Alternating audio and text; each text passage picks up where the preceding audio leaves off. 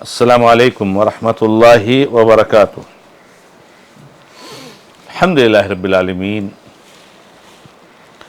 واشہد ان لا الہ الا اللہ وحدہ لا شریک لہ، واشہد ان محمدا عبدہ ورسولہ صلی اللہ تعالی علیہ وآلہ وسلم۔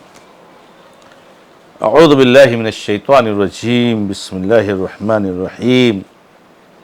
وما اختلف الذين اوتوا الكتاب الا من بعد ما جاءهم العلم بغيا بينهم ومن يكفر بآيات الله فإن الله سريع الحساب۔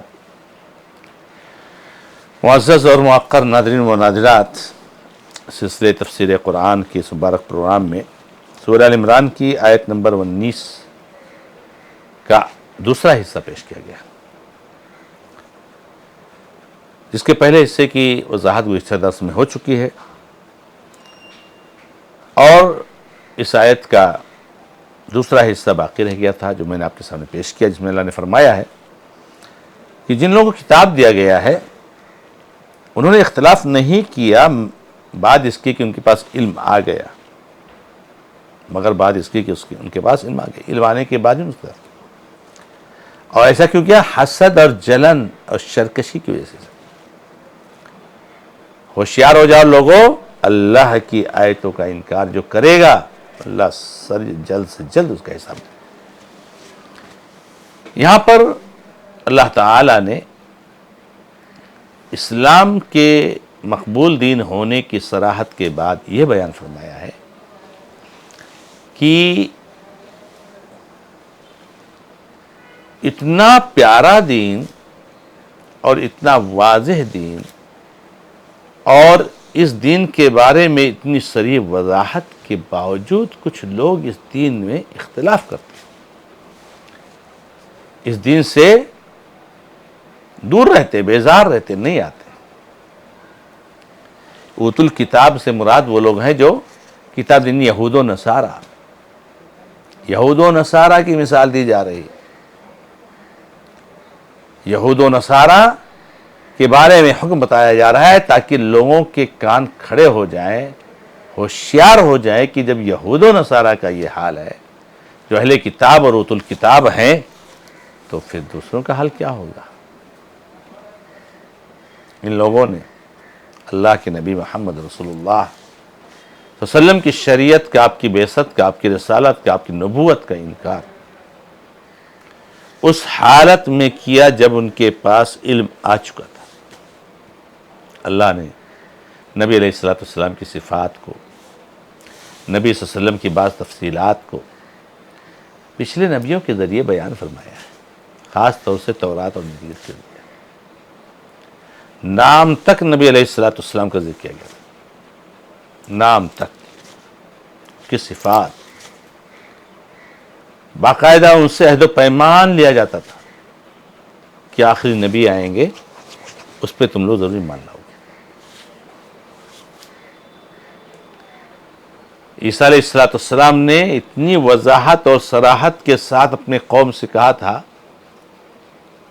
جس کا تذکرہ خود اللہ نے قرآن کریم فرمایا، وَمُبَشِّرًا بِرَسُولٍ يَأْتِي مِن بَعْدِهِ اسْمُهُ احمد، کہ لوگوں میں ایک رسول کی خوشخبری دینے والا ہوں جو میرے بعد آئے گا، اس کا نام احمد ہوگا۔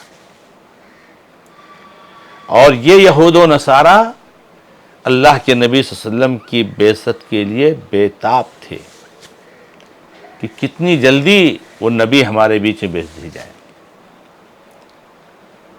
باقاعدہ اگر کافروں سے، مشرکوں سے ان کی لڑائی ہوتی تھی، بت پرستوں سے ان کی لڑائی ہوتی تھی، تو یہ اللہ کے نبی صلی اللہ علیہ وسلم کا حوالہ دیتے تھے۔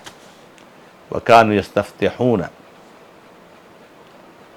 کہتے تھے کافروں سے گھبراؤ مت، ایک نبی آنے والے ہیں، اس نبی کے ساتھ مل کر کے ہم تم سے جنگ کریں گے، گھبراؤ مت، گھبراؤ مت۔ یہ حال انتظار کرتے تھے، بے تاب تھے نبی صلی اللہ علیہ وسلم کے لیے۔ لیکن جب نبی صلی اللہ علیہ وسلم کی بعثت ہوئی تو واقعی نبی صلی اللہ علیہ وسلم کی بعثت انہی تفصیلات کے مطابق ہوئی جو تفصیل وہ جانتے تھے۔ انہوں نے اللہ کے نبی محمد رسول اللہ صلی اللہ علیہ وسلم کو بالکل پہچان لیا، جان لیا۔ الذین آتیناہم الکتاب یعرفونہ کما یعرفون ابناءہم، نبی صلی اللہ علیہ وسلم کو اتنا پہچانتے تھے جیسے کوئی اپنے بیٹے پہچانتا ہے۔ آدمی اپنی اولاد کو کیسے پہچانتا ہے؟ کوئی بھولے گا اپنے اولاد کو؟ لاکھوں کی بھیڑ میں ہو، کوئی اپنے اولاد کو بھولے گا نہیں، وہ اپنے بیٹوں کی طرح پہچانتے تھے۔ لیکن اس علم کے باوجود، اس ساری تفصیلات کے باوجود، جب نبی صلی اللہ علیہ وسلم کی بعثت ہوئی، انکار کر دیا، کفروا بہ، انکار کر دیا، نہیں مانا۔ وجہ کیا تھی بھائی؟ وجہ حسد، جلن، سرکشی۔ حسد جلن ہو گئی اللہ کے نبی صلی اللہ علیہ وسلم اسماعیل علیہ السلام کی اولاد سے، بنو اسرائیل اور اس سے پہلے جو انبیاء آئے سارے کے سارے اسحاق علیہ السلام کی اولاد سے۔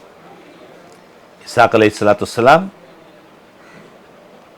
کے بیٹے ہیں یعقوب، اور اسحاق بیٹے ہیں ابراہیم کے، اور اسحاق کے بیٹے یعقوب ہیں، یعقوب علیہ السلام بیٹے یوسف ہیں۔ اسی سلسلے سے سارے انبیاء بعد کے آئے، خود موسیٰ، عیسیٰ، زکریا، یحییٰ علیہم السلام، سب کے سب جو ہے اسحاق کے اولاد سے۔ تنہا واحد محمد رسول اللہ صلی اللہ علیہ وسلم ہے جو ابراہیم علیہ السلام کے دوسرے بیٹے اسماعیل علیہ السلام، ان کو چڑ ہو گئی کہ ہمارے خاندان سے کیوں نہیں آیا نبی، ہمارے خاندان سے کیوں نہیں کوئی رسول آیا؟ انکار کر دیا، اسی کو اللہ نے بغیم بینہم۔ کیا فائدہ اس علم کا؟ جو حسد، کہیں قومیت کی حسد ہے، کہیں مال کا حسد ہے، کہیں خوبصورتی کا حسد ہے، حسن جمال کی حسد ہے، کہیں عہدہ اور منصب کا حسد ہے۔ حسد میں پڑھ کر کے کوئی حق سے محروم رہ جائے، افسوس کی بات ہے۔ انہوں نے جہنم خرید لیا، انہوں نے اپنے جہنم، اپنے آپ کو رسید کر لیا، انہوں نے جہنم رسید کر لیا، جہنم پہنچا دیا۔ تو اللہ رب العزت نے کہا کہ علم کے باوجود، علم آ جانے کے بعد ان لوگوں نے حسد اور جلن کی وجہ سے اختلاف کیا، ورنہ نبی صلی اللہ علیہ وسلم سے اختلاف کرنے کی کوئی وجہ نہیں۔ اس میں درس بھی ہے ہمارے اور آپ کے لیے کہ لوگوں، مسلمانوں، علم آنے کے بعد اختلاف نہیں ہونا چاہیے۔ علم آنے کے بعد اختلاف کب ہوتا ہے؟ علم آنے سے پہلے، جب قرآن کی آیت آ گئی، جب اللہ کے نبی صلی اللہ علیہ وسلم کی حدیث آ گئی، تو پھر اختلاف کیسے؟ پھر وہاں کیسے اختلاف آ جائے؟ اختلاف صحابہ کرام کے بیچ میں بھی ہوا، علم نہیں تھا۔ علم آیا ہو، کوئی ایک واقعہ بتاؤ صحابہ کرام کے بیچ کے اختلاف ہوا۔ علم آنے کے بعد اختلاف نہیں ہوتا ہے۔ افسوس ہے امت مسلمہ پر، علم ہونے کے بعد بھی اختلاف، علم ہونے کے بعد 72-73 فرقے بنائے ہوئے، کوئی درگاہوں کو سجدہ کر رہا ہے، کوئی دیوبندیت کے عقیدے پر ہے، کوئی صوفیت کے عقیدے پر ہے، کوئی کیا کر رہا ہے، کوئی کیا کر رہا ہے، کوئی کیا کر رہا ہے۔ اللہ رحم کرے۔ علم آنے کے بعد اختلاف نہیں ہونا چاہیے۔ جہاں علم آتا ہے وہاں اختلاف ختم ہو جاتا ہے۔ اللہ رب العزت نے یہاں پر تنبیہ کی اور ہوشیار کیا کہ دیکھو، حسد اور جلن کی وجہ سے اگر اللہ رب العزت کی آیتوں کا انکار کرو گے تو ایک بات سن لو کہ جو اللہ تعالیٰ کی آیتوں کا انکار کرتا ہے، اللہ رب العزت بہت تیز حساب لینے والا ہے۔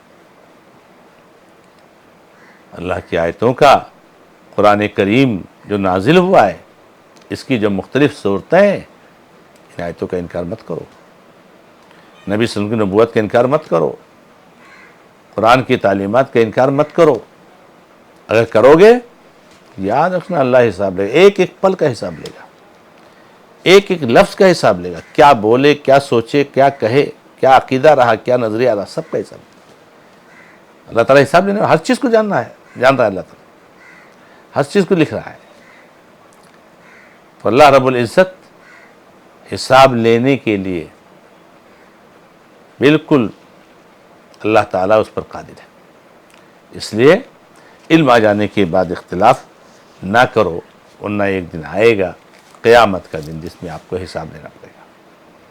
آج کے دن جو چاہو عقیدہ رکھو، جو چاہو دین اختیار کرو، جو چاہو مذہب اختیار کرو، کوئی پوچھنے والا نہیں، بس کچھ اللہ کے نیک بندے ہیں جو آپ کو سمجھائیں گے۔ یہ کل کے دن حساب ہوگا، آج عمل ہے، کل حساب ہے۔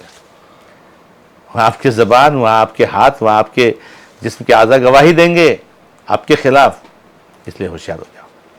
تو اللہ رب العزت نے اختلاف کی مذمت کی ہے علم کے آنے کے بعد، کہ علم کے آنے کے بعد اختلاف نہیں ہونا چاہیے، اور حسد اور جلن اور سرکشی کی مذمت کی ہے کہ حق وعدے کے ہونے کے باوجود حسد اور جلن کی وجہ سے حق کو آدمی قبول نہ کرے۔ اللہ رب العزت سے دعا ہے کہ رب العالمین ہمیں اور آپ کو حسد سے، جلن سے، سرکشی سے محفوظ رکھے، اور اللہ رب العزت ہمیں اور آپ کو توفیق دے ہم کہ نبی صلی اللہ علیہ وسلم کے دین پر قائم رہے۔ هذا ما عندي والله تعالى اعلم والحمد لله رب العالمين وصلی اللہ علی محمد وسلم تسلیما کثیرا والسلام علیکم ورحمۃ اللہ وبرکاتہ۔